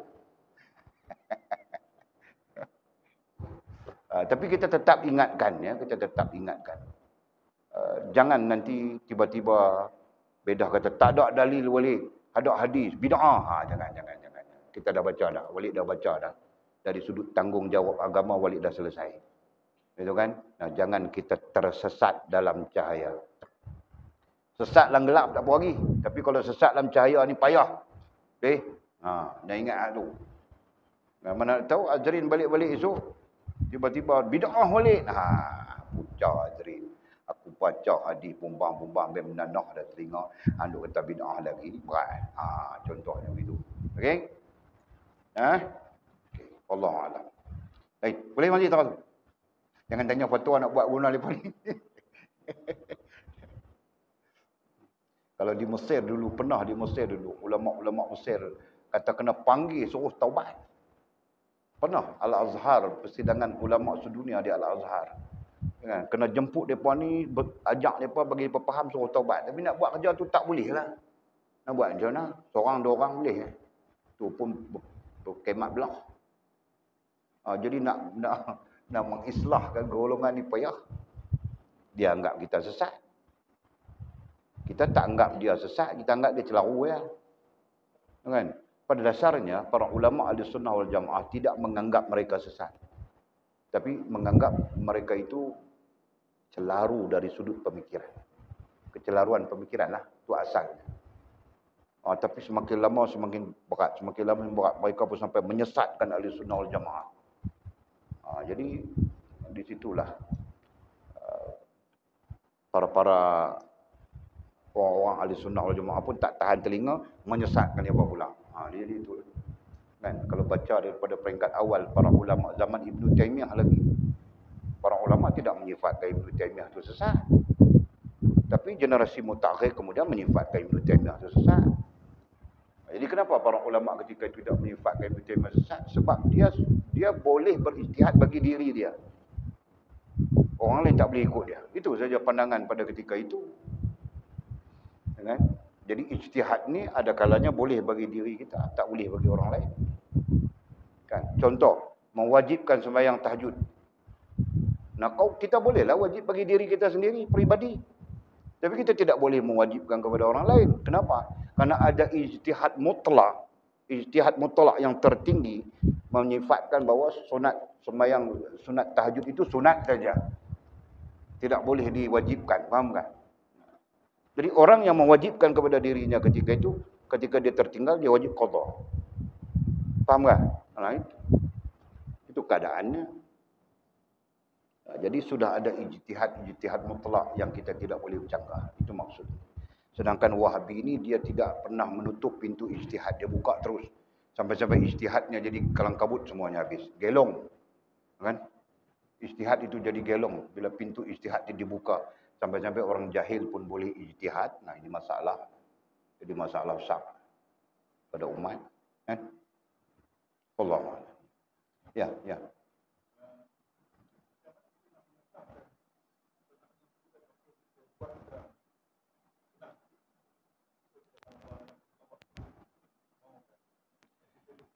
Dia asas kepada apa yang kita buat benar, tidak benar. Itu pertama sekali yakin. Kita buat itu kita yakin. Dan yakin itu mesti berdiri di atas dalil hujjah. Itu dia punya fakta dia. Yakin di atas dalil hujjah. Maksudnya, ada dalil-dalil yang menunjukkan hal itu. Dan kita meyakini hal itu berdasarkan dalil hujjah itu tadi. Jangan kita sendiri pun tak tahu, aku pun tak tahu. Berarti kita bukan ada dalil hujjah. Itu satu. Nombor dua, macam mana berlakunya yakin tanpa ada dalil hujjah. Di situlah perkara yang diambil kira di dalam kaedah kita ni. Kaedah Ahlussunnah wal Jamaah terutamanya. Contoh ya, sebagai contoh, saya contohkan tadi. Kita berjumpa dengan hadis tentang kelebihan bulan Sya'ban. So datang bulan Sya'ban, pada hari-harinya kita buatlah ibadat. Sebab apa? Sebab kita ada dalil hujah dan kita yakin. Orang yang tak pernah tahu dalil hujah dan tak pernah tahu dalil hujah, dia kata dia yakin, dia tak yakin, dia taklid. Ya. Hak tu yang bahaya tu, yang taklid itu. Boleh faham maksud saya? Jadi kita ni macam mana Maji tanya tadi, macam mana kita nak tahu yang kita buat tu benar? Pertama sekali kita sandar kepada dalil dulu. Ada dalil tak ada dalil tentang itu. Yang keduanya kita yakin atau tidak yakin dengan dalil hujah. Setiap dalil itu dia ada hujah. Kalau sebut hujah tu tentang apa? Huraian-huraian yang memahamkan kita kepada dalil itu dipanggil hujah. Okey? Jadi kita yakin di atas huraian itulah. Benar-benar. Sekalipun orang kata tak benar, benar. Contoh kita cerita bulan Syaban tadi. Maybe 1000 orang pun kata tak benar. Bid'ah, sesat. Ini hadis palsu tu terpulang hang. Aku yakin benda ni. Yakin itulah yang menentukan benar atau salahnya apa yang kita amalkan. Boleh faham konsep tu? Itu sebenarnya konsep ibadat lah, konsep fiqh. Ada macam tu. Tu yang kadang-kadang saya sebut, sekali-sekali lalu saya sebut. Iman berdiri dengan yakin. Islam berdiri dengan yakin. Ihsan berdiri dengan yakin. Itu fakta dia.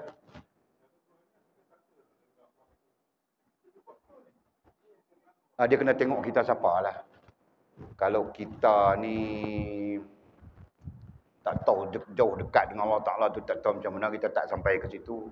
Tetap kita kena berpegang kepada konsep tadi. Tetap kita kena berpegang kepada konsep tadi. Sebab konsep yang kita sebutkan tadi adalah konsep yang umum dalam amal kita, dalam beramal. Dia macam tu. Nah, ada pun dalam konteks kerohanian macam Haji kata tadi, dia boleh tahu, dia boleh nampak, dia boleh, itu tertakluk kepada hubungan kita dengan Allah SWT tu sejauh mana lah. Dia tak ada fatwa benda tu. Benda tu tak ada fatwa. Dia cuma siapa yang melaluinya, mengetahuinya, siapa yang merasakannya, mengetahuinya, dia pergi betul. Kan? Metod falsafah dia ialah siapa makan garam, dia tahulah masin. Metod dia yang tu. Falsafah dia yang tu. Jadi wallahu alam. Kalau macam Nabi Rasul, memang ukuran dia pun macam tu. Kan? Para sahabat pun dah mula merujuk kepada Nabi dah. Lepas tu turun pula para tabi'in pun semua, dia tetaplah merujuk di atas merujuk tu yang kita istilahkan tadi. Meyakini dalil, mengetahui dalil dan meyakini hujah terhadap dalil. Dasar dia macam tu. Dan kita mintalah pertolongan Allah SWT. Mungkin-mungkinlah kita nanti ketika kita dekat dengan Allah SWT, Allah akan menunjukkan kepada kita, Allah tahulah kaedah macam mana, menunjukkan yang tu benar, yang tu salah dan sebagainya. Kita ni tetaplah kena bersandar kepada hujah para ulama. Yang tak ada hujah, yang kita tak pernah dengar, yang kita tak pernah jumpa, kita pun tak berani kata tak ada lagi. Mungkin ada, tapi kita yang tak pernah jumpa. Kan? Itu satu keadaan. Dan kalau kita pernah berjumpa, kita pernah dengar, kita pernah menerima hujahnya, kita cuma mungkin mengatakan mereka keliru. Tang nak kata tak boleh, salah, berdosa, tak boleh. Itu bukan tugas kita. Kita tak tahu nak kata hal tu. Dia macam tu. Kan? Yang duk kita masalah kita dengan Wahabi ni, dia tak berjumpa, tapi dia kata berdosa, dia kata bid'ah. Lalu ni dia pun berjumpa dah hadis berkaitan dengan meraihkan maulid Nabi itu, dia pun dah berjumpa dah. Dia pun dah berjumpa dah asarnya. Rupanya ada tabi'in yang buat, rupanya ada tabi'in yang buat, berarti ada salafus soleh buat benda ni. Dia pun membuat, boleh. Tapi kita namakan zikrul rasul. Pula dah. Padahal benda yang sama aja pun. Istilah saja lain. Kan? Jadi sebelum mereka berjumpa tu, bid'ah, sesat, masuk neraka. Berapa banyak mereka fatwakan benda-benda macam tu. Mereka hujahkan benda-benda macam tu. Pertama sekali, umat jadi keliru. Kan? Yang kedua, mengkafirkan umat secara tak langsung. Itu pun mereka pusing pula, spin pula. Kami bukan mengkafirkan. Kami kata bid'ah aja. Pula dah. Kan? Bahaya dia banyak. Allah Alam juga lah. Lagi anak-anak ni penin. Kan? Penin. Dia apa dia ni walid tu cakap apa ni tak sampai fikiran apa lagi benda-benda tu semua. Parah nak. Nanti dah faham semua dah. Bahawa hak walid cakap tadi hang boleh tanggap. Apa dia walid tu kata. Jangan mari-mari nak pandai terus, dia tak pandai. Dia tak erti apa itulah. Kan? Tak erti, lepas tu bengong. Bengong lah, bengong bahasa buku. Bengong ni ertinya apa? Tanpa duk kata ni dengar pedia. Jadi itulah. Ha. Tu pasal dia dulu orang suruh mengaji, tak mengaji, hidup cinta rokok ubi, jadi gitu kan. Cinta rokok ubi gajah. Lah kita mengaji betul-betul, insya-Allah dengan izin Allah SWT. Kita ringkas, kita shortcut kau ni. Mana yang penting kita bentang, yang tak penting kita tangguh dulu. Begitu. Boleh.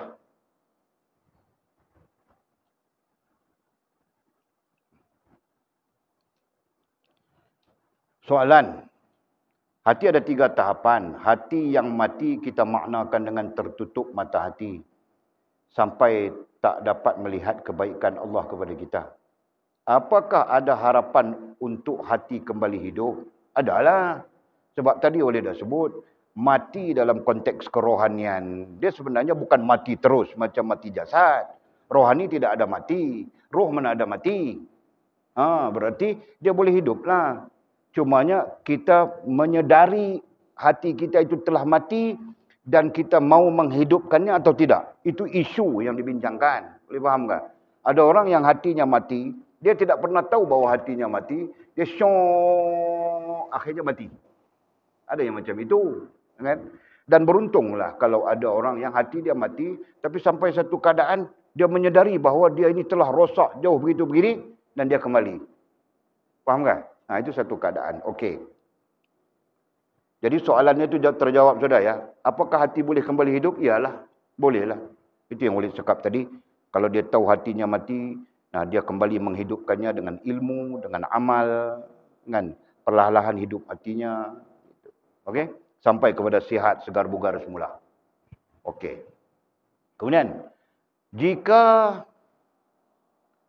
iya, apakah langkah pertama untuk mendorong kita membersihkan hati? Ini yang kita sedang belajar.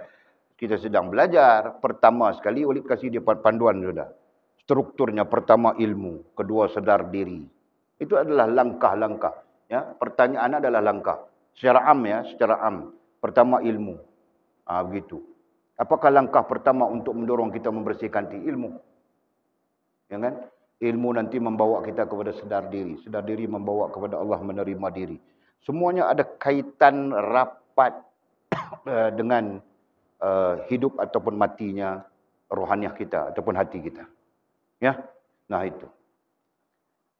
Jadi selain daripada ilmu, nanti ada huraian-huraian kecil-kecilnya. Ada mujahadahnya, ada riyadahnya. Begitu kan? Jika dalam keadaan kita tak dapat melihat kebaikan Allah, ilmulah. Jadi kesimpulannya itu ilmu saja. Ilmulah yang menunjukkan kebaikan Allah. Kan? Ilmulah yang menyuluh kepada kita. Menyuluh kebutaan kita untuk melihat maha baiknya Allah Subhanahu Wa Taala. Maha menjaga kita Allah Subhanahu Wa Taala. Maha memberikan rezeki kepada kita oleh Allah Subhanahu Wa Taala. Ilmulah.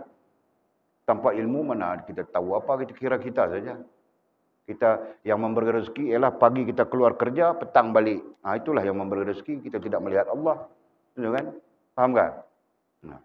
Dengan ilmu itu kita baru nampak, Allah yang memberikan rezeki. Bentuknya begini, bentuknya begitu, caranya begini, caranya begitu. Baru kita nampak. Ya, boleh faham tak? Kemudian yang ketiganya, maaf Walid, saya sakit mata. Sakit apa ni? Maaf Walid, saya sakit mulut. Siapa yang sakit mulut ini? Kau? Oh.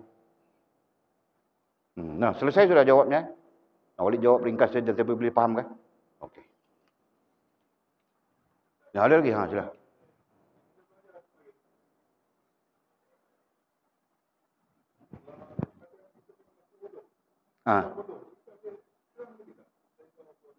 Dia bukan mengaku bodoh.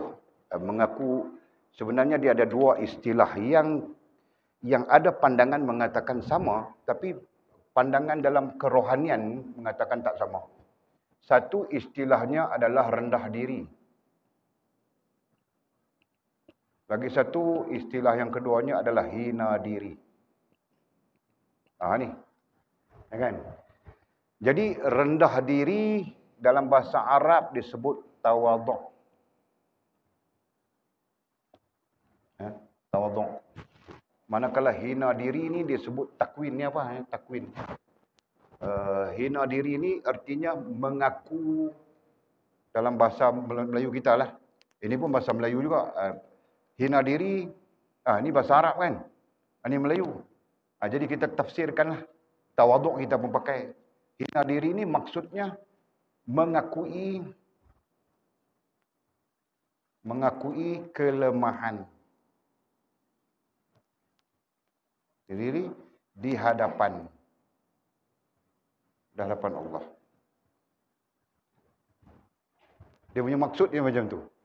Jadi kita dah bincang dah, dan daripada teks Jala'ul Qulub, teks-teks lain pun sebenarnya ada perbincangan. Hina diri, mengakui kelemahan diri di hadapan Allah SWT ni, kata para ulama, wajib ruhi. Dalam bahasa kerohanian, wajib secara rohaniah. Wajib ruhi istilahnya.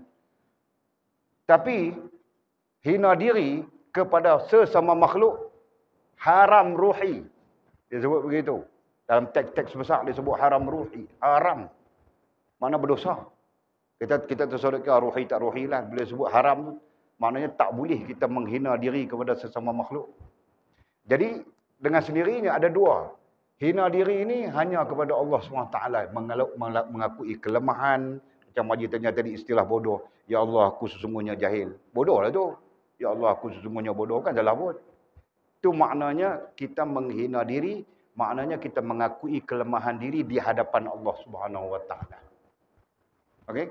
Nah, macam mana kita nak dengan makhluk, dengan sesama makhluk rendah diri je? Ataupun tawaduk saja? Itu istilahnya. Jadi tawaduk bukan makna menghina diri kita depan makhluk. Ini bukan makna mengakui kelemahan diri kita depan makhluk, kan? Tawaduk maknanya yang tua, dia tua, kita sesuailah bercakap dengan orang tua. Kalau muda, sesuailah kita bercakap dengan orang muda. Itu makna merendah diri itu. Kita tidak bangga-banggakan diri kita pada sisi makhluk itu. Itu maksudnya. Ini hang siapa? Aku. Tak boleh. Itu nama dia bangga. Bangga itu termasuk dalam takbur, termasuk dalam sombong. Jadi, beza di antara persoalan mengaku bodoh tadi, istilah Maji mengaku bodoh tadi itu, hak itu termasuk di dalam hina diri. Ya, dia boleh dengan Allah SWT, tapi tak boleh dengan makhluk. Dengan makhluk tak boleh. Iyalah, hakikatnya kita duk melaksanakan yang ni. Duk menjalankan, duk melatih, kalau istilahnya dia panggil, duk riadah dan mujahadah rohaniah kita tu supaya sedang diri. Itu dia punya konsep dia. Jadi kalau kita sedang diri, kita ni lemah, kita ni kekurangan, kita ni, baru kita nak pegang Allah Ta'ala yang maha sempurna tadi. Tidak, kita bukan nak ni sangat dia. Kadang ni ya, kadang kita ada connection, kadang kita buat tak tahu tu ya. Kita lebih banyak connection kepada diri kita. Padahal diri kita tu lemah. Yang hakikatnya setiap yang lemah itu dia kena connect dengan Allah SWT yang maha kuat, yang maha sempurna. Kan? Itu hakikatnya. So, kita nak balik kepada hakikat itulah. Tapi tetap dia punya kata kunci dia wajib sebut sedar diri tadi tu. Jadi semua ni nak bawa kita kepada sedar diri lah kita sebut tadi. Nak bawa kita pada tu lah. Ini orang panggil apa? Kalau dalam konteks lain dia panggil tangga-tangga untuk kita sempurna hubungan dengan Allah SWT. Ini macam itu. Boleh nampak idea tu macam ni? Jadi bukanlah kita nak abang, aku bodoh, aku ni lemah, aku ni tak kuat. Dekat makhluk lah. Dekat makhluk bukan macam tu. Dekat makhluk hanya tawaduk saja. Begitu.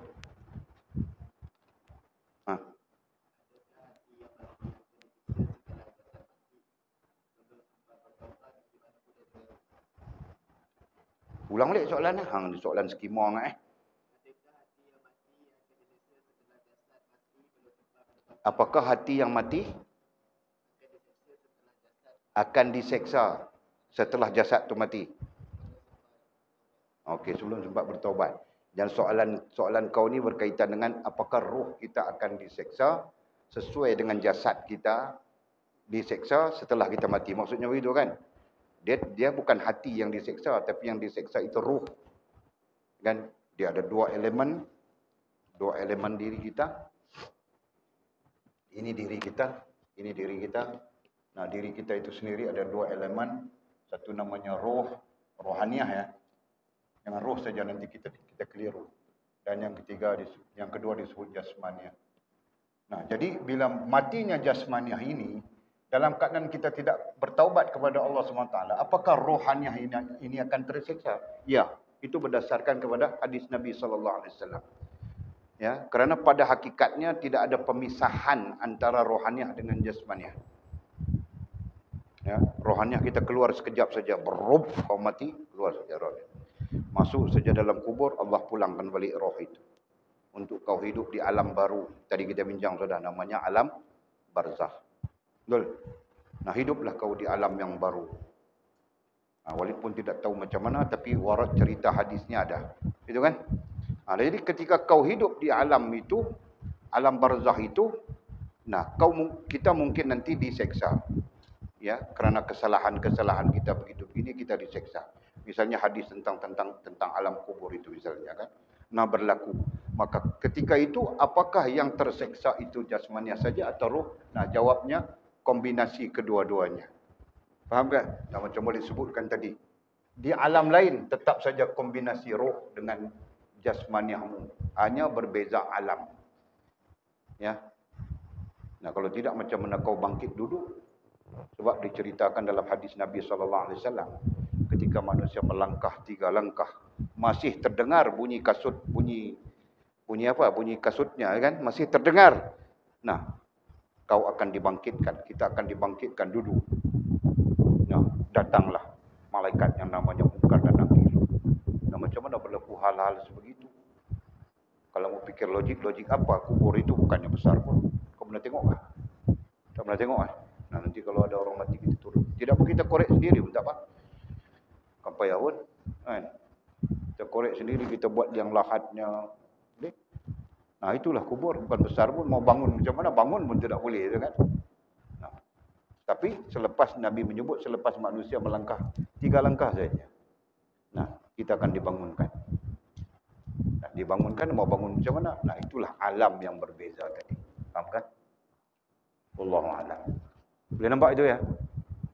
Jadi tidak mungkinlah yang terseksa itu jasad saja, roh tidak ada.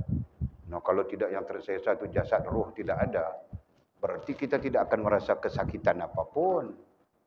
Orang mati, kau ambil pisau, kerat perutnya, toreh, tikam perutnya pun dia tidak ada apa. Betul kan?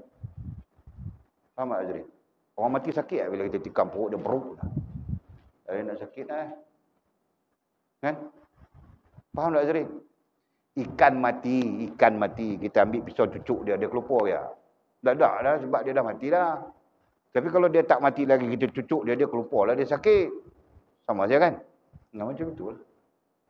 Jadi maksud merasakan seksa dan sebagainya di alam barzakh itu pun terkait rapat dengan ruh bergabung semula dengan jasmaniah.